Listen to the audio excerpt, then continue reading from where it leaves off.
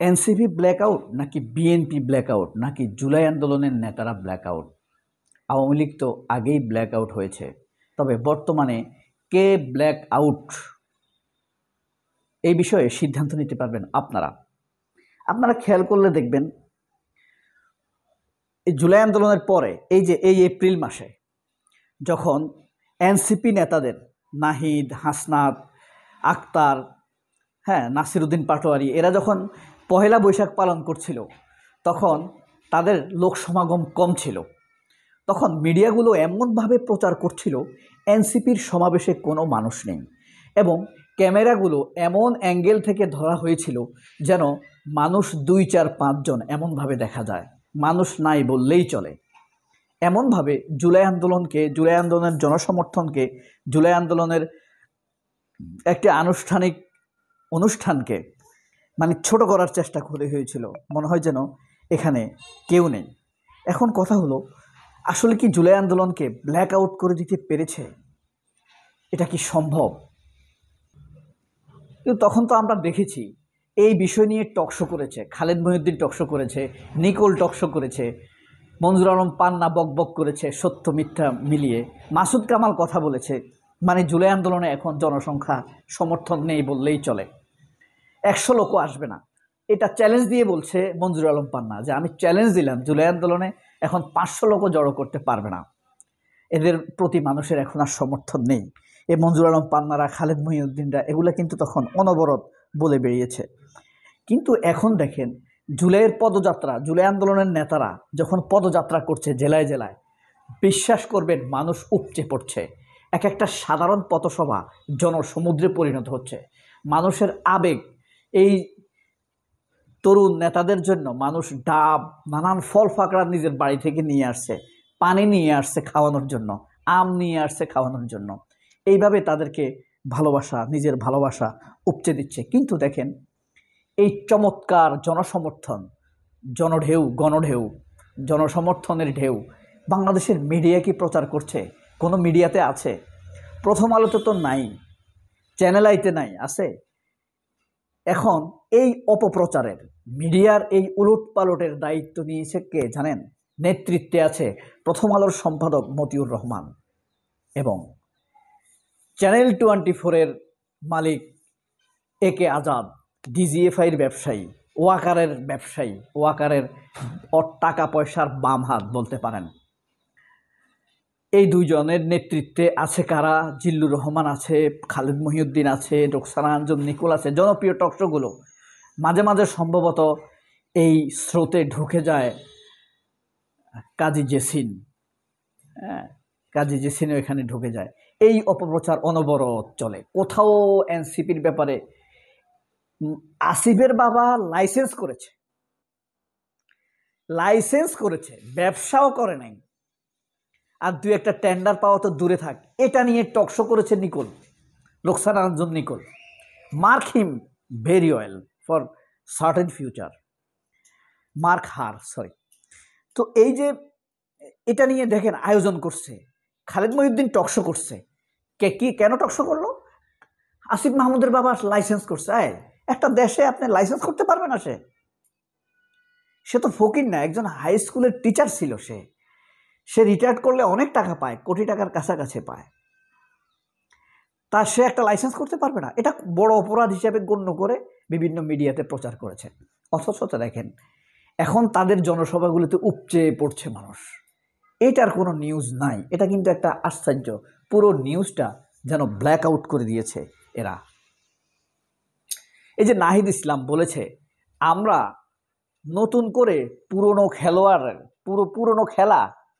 খেলার জন্য নতুন খেলোয়াড় হয়ে আসিনি, তোমরা পুরনো যে খেলা খেলছো সেই খেলা খেলতে আমরা নতুন করে আসিনি, আমরা খেলার সিস্টেমটাই বদলে নিতে এসেছি। এই যে এই কথা, এটা একটা সমগ্র সমাজকে, পুরোনো সমাজকে, বৃদ্ধ সমাজকে, দুর্নীতিগ্রস্ত সমাজকে যে চ্যালেঞ্জ ছুঁড়ে দিয়েছে নাহিদ ইসলাম, সেই চ্যালেঞ্জের ফ্যাসিবাদের তৃতীয় স্তর, নরম স্তর, মুখোশধারী স্তর, সুশীল স্তর সেই চ্যালেঞ্জ গ্রহণ করেছে, সেটাই প্রতীয়মান হচ্ছে। সেই বিষয়টি কিন্তু স্পষ্ট। অর্থাৎ নাহিদ ইসলামরা ভুলে গেলে চলবে না, চ্যালেঞ্জ দিয়ে চুপ করে গেলে চলবে না। চ্যালেঞ্জ কিন্তু শয়তানি শক্তি নিয়ে নিয়েছে, মাহফুজ মতি নিয়ে নিয়েছে, একে আজাদ নিয়ে নিয়েছে এই চ্যানেল, খালেদ মহিউদ্দিন, নিকোল, মঞ্জুর আলম পান্না, মাসুদ কামাল, আনিস আলমগীর, এরা কিন্তু এই চ্যালেঞ্জ নিয়েছে, একে আজাদ এই চ্যালেঞ্জ নিয়েছে। তাদেরকে প্যাট্রোনাইজ করার জন্য ওয়াকার তো আছেই। আজ আমি দাবি তুলে বলছি, গো ওয়াকার গো, হি শুড গো। তাকে আমরা বিশ্বাস করি না, তার চলে যাওয়া উচিত, তার পতন চাই, তার বেতন টেতন এখন সব হারাম।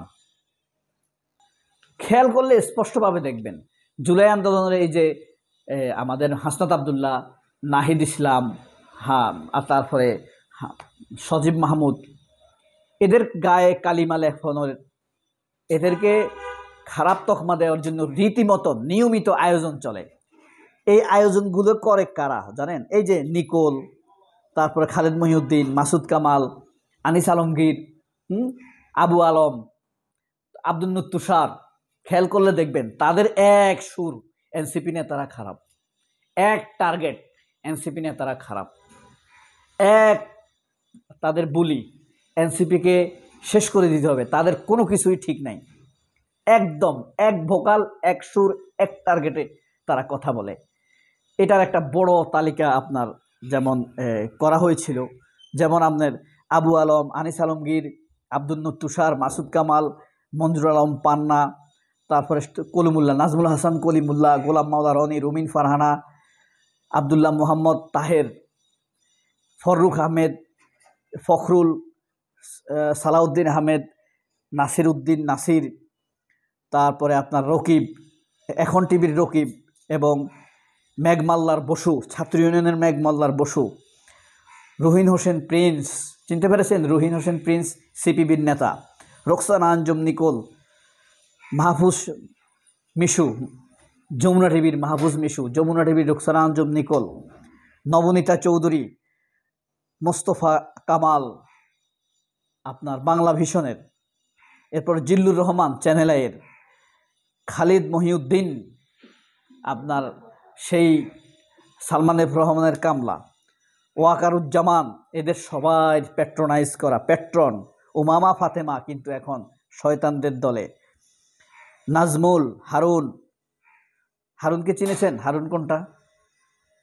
বিএনপি নেতা হারুন, এই যে এমপি ছিল, ইশতিয়াক রেজা, জয় মামুন, শোয়েব, প্রথম আলোর শোয়েব, প্রথম আলোর মতিউর রহমান, কি বুঝতে পেরেছেন? এরাই হলো সেই মজমার ডাক তোলে নিয়মিত। আরও আছে, তালিকা আস্তে আস্তে প্রকাশ করা হবে। আবার দেখেন এরা আয়োজন চলে, তারাই বেখবর, যারা এনসিপি নেতাদের বিরুদ্ধে, নাহিদ কয়েকশো কোটি টাকার মালিক, নাহিদের পিএসএ নগদ টাকার মালিক, অথচ দুদকের দুর্নীতির ব্যাপারে তারা চুপ। এনসিপির এই যে জনস্রোত, এই ব্যাপারে তারা ব্ল্যাক আউট, এই ব্যাপারে তারা চুপ। মনে আছে একবার শেখ হাসিনা এনটিভি, বাংলা ভিশন, দিগন্ত টিভি এইসবকে যার সমাবেশে, সংবাদ সম্মেলনে এদেরকে প্রবেশ নিষিদ্ধ করেছিল। হ্যাঁ, এখনও সেই নিষেধাজ্ঞা কিন্তু উঠায় নাই। এনসিপির উচিত এদেরকে নিষেধাজ্ঞা দেওয়া, যে আমাদের খবর তোমরা প্রচার করবে না, তাহলেই ব্যাপারটা ঘটনা ঘটে যাবে। আবার দেখেন সালাউদ্দিন আহমেদ যখন বলে জুলাই সনদ গুরুত্বহীন, আবেগের কোনো স্থান নেই ৭২-এর সংবিধানে, এটাকে সংবিধানে যুক্ত করার কোনো সুযোগ নেই, সেটা কিন্তু এই মিডিয়া প্রচার করে। আবার মিডিয়া যখন জুলাই সনদের কথা বলে, জুলাই প্রক্লেমেশন বা ডিক্লারেশনের কথা বলে, তখন তারা বলে তারা এটা প্রচার করে না। জুলাই আন্দোলনে যারা শহীদ হয়েছে তাদের নিয়ে কোনো নিউজ নেই মিডিয়াতে। খেয়াল করলে দেখবেন, এক আমার দেশ ব্যতীত কোনো টেলিভিশন চ্যানেলে কোনো নিউজ দেখবেন না আপনি। শহীদ পরিবারগুলো নিয়ে, সহানুভূতি নিয়ে, যারা শহীদ হয়েছে তাদের সহানুভূতি নিয়ে কোনো নিউজ দেখবেন না আপনি কোনো চ্যানেলে। এরাই ওই যে নাহিদ বলেছে, আমরা পুরনো খেলার নতুন খেলোয়াড় নয়, আমরা খেলার সিস্টেমে বদলে দিব, সেই নাহিদের চ্যালেঞ্জ নিয়ে প্রতিপক্ষ হিসেবে দাঁড়িয়েছে এই পুরনো খেলোয়াড়েরা। অর্থাৎ এই মিডিয়াই আপাতত আওয়ামী লীগের পেতাত্তা, ফ্যাসিবাদীদের সফট ক্যান্টনমেন্ট হয়ে দাঁড়িয়েছে। এরাই ফ্যাসিবাদ। এই সাংবাদিকতার আড়ালেই আপাতত ফ্যাসিবাদ, এই বুদ্ধিজীবীদের আড়ালেই ফ্যাসিবাদ। একসময় আপার গুণগান করত, এখন ভাইয়া আর সেই টাকার গুণগান নিয়ে ব্যস্ত। তারা পুরনো সিস্টেমকেই বজায় রাখতে চায়। সবাই অনেক ভালো থাকবেন। আল্লাহ হাফেজ। আসসালামু আলাইকুম।